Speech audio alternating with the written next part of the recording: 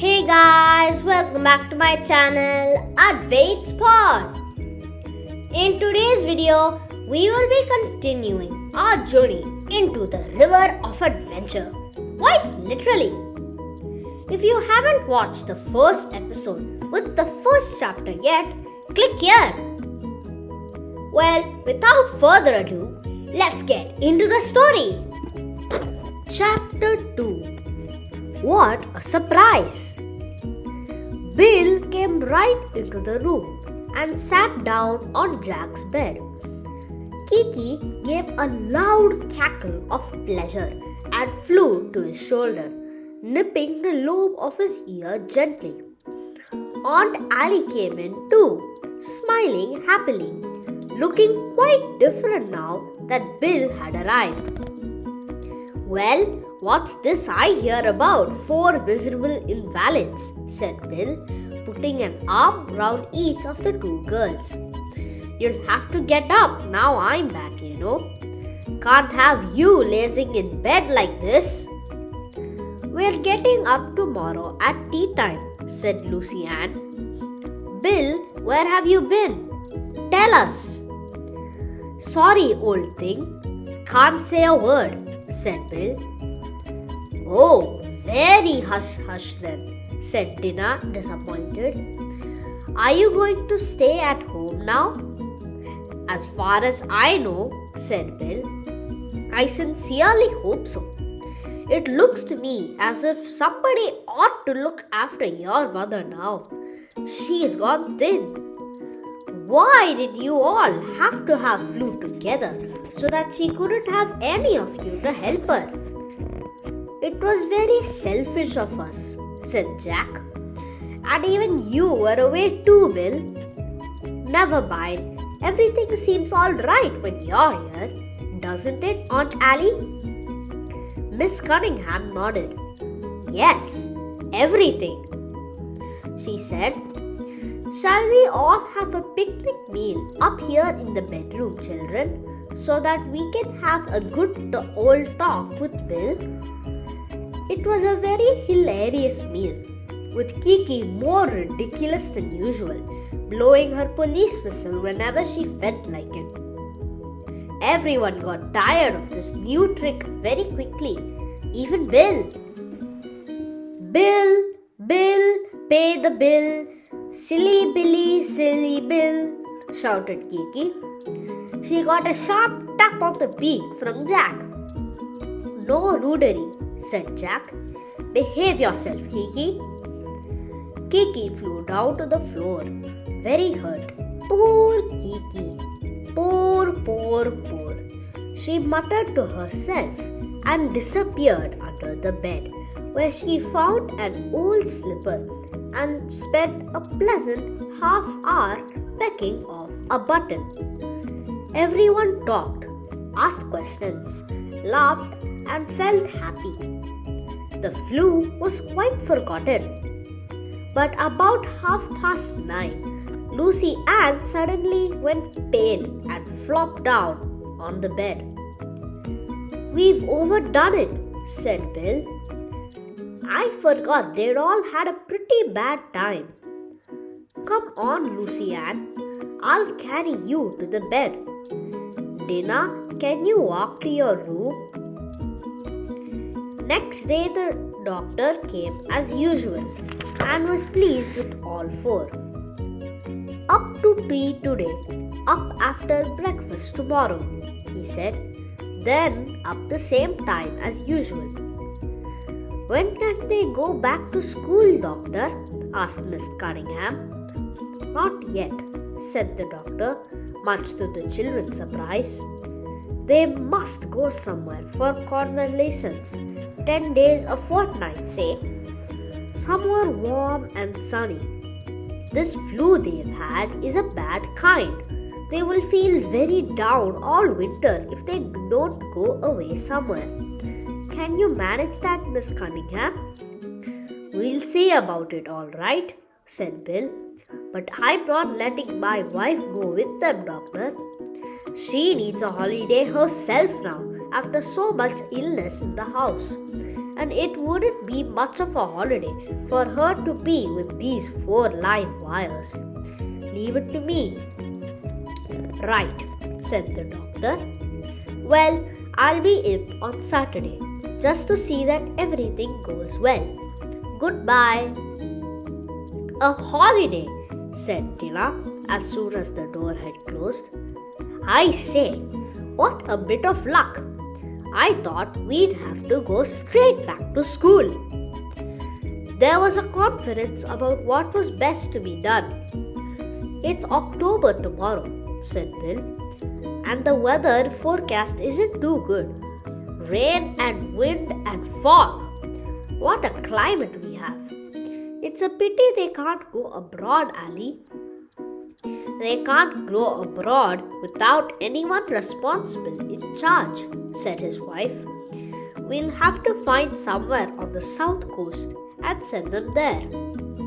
But all the plans were altered very suddenly and dramatically. On Friday night, very late, the telephone bell shrilled through the house and awoke Bill and his wife, and also Kiki, whose ears were sharper than anyone's. She imitated the bell under her breath but didn't wake the boys. She cocked up her crest and listened. She could hear Bill speaking in a low voice on the telephone extension in his bedroom along the landing. Then there was a clink and the little ping sound whenever the telephone receiver was put back into place. Ping, muttered Kiki. Ping pong, ping. She put her head under her wing again and went to sleep, perched comfortably on the edge of the mantelpiece. The children all slept peacefully, not guessing what change in their plans that telephone call was going to mean. In the morning, Bill was not at breakfast. All the children were down, and Lucy Ann had even got down early enough to help lay the table.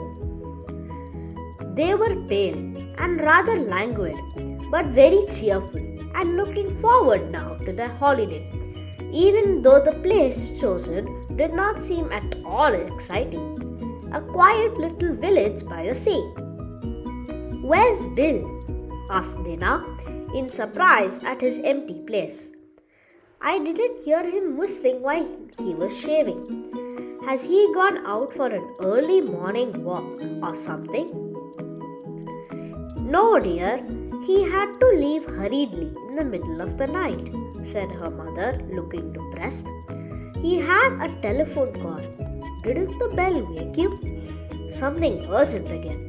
And Bill's advice badly needed, of course. So he took the car and shot off. He'll be back about 11, I expect. I only hope it doesn't mean that he'll have to race off again somewhere and disappear for weeks. It would be too bad so soon after he had come back. Bill returned about 11:30 and put the car away. He came whistling in at the side of the door, to be met by an avalanche of children. Bill, where have you been? You haven't got to go away again, have you? Cried Dina. Let me go, you limpets, said Bill, shaking them off. Where's your mother, Dina? In the sitting room, said Dina. Hurry up and talk to her. We want to hear your news too. Bill went into the sitting room and shut the door firmly. The 4 children looked at one another. I bet he'll be sent off on another hush-hush affair, said Jack gloomily. Poor Aunt Allie. Just when she was looking forward to having him on a little holiday all to herself. Half an hour went by and the talking was still going on in the sitting room, very low and earnest. Then the door was flung open and Bill yelled for the children. Where are you kids? Come along in. We finished our talk. They all trooped in, Kiki on Jack's shoulder as usual, murmuring something about 1, 2, buckle my shoe, 1 shoe, buckle my 2. Shut up, Kiki, said Jack. No interruptions now. Listen, said Bill, when the children were all in the room and sitting down. I've got to go off again. Everyone groaned. Oh, Bill, said Lucy Ann. We were afraid of that. And you've only just come back. Where are you going? Asked Jack. That I'm not quite sure about, said Bill. But briefly and in strict confidence, mind, I've got to go and cast an eye on a man our government is a bit suspicious of. They don't quite know what he's up to. It may not be anything, of course, but we just want to be sure. And they want me to fly out and spend a few days round about where he is and glean a few facts. Oh, so you may not be long, said Philip. I don't know. Maybe 3 or 4 days. Maybe a fortnight, said Bill. But 2 things are important. 1, that nobody suspects I'm out there for any government purposes. And 2, that as the climate where I'm going is warm and summery, I feel you'd better all come too. There was a dead silence as this sank in. Then a perfect chorus of shrieks and exclamations. Lucy Ann flung herself on Bill. All of us? Aunt Allie too? Oh, how marvelous! But how can you take us as well? Well, as I told you, nobody must suspect I'm a lone investigator snooping about on my own, said Bill. And therefore, if I go as a family man, complete with a string of children recovering from illness and a wife who needs a holiday, it will seem quite obvious that I can't be what I really am, someone sent out on a secret mission. The children gazed at him in delight. A holiday somewhere abroad with Bill and his wife. Could anything be better? Wizard, thought Lucy Ann. I hope it's not a dream. Where did you say it was? Oh, you didn't say. Do we go to a hotel? What will there be to do? It's not dangerous, is it, Bill? Dangerous for you?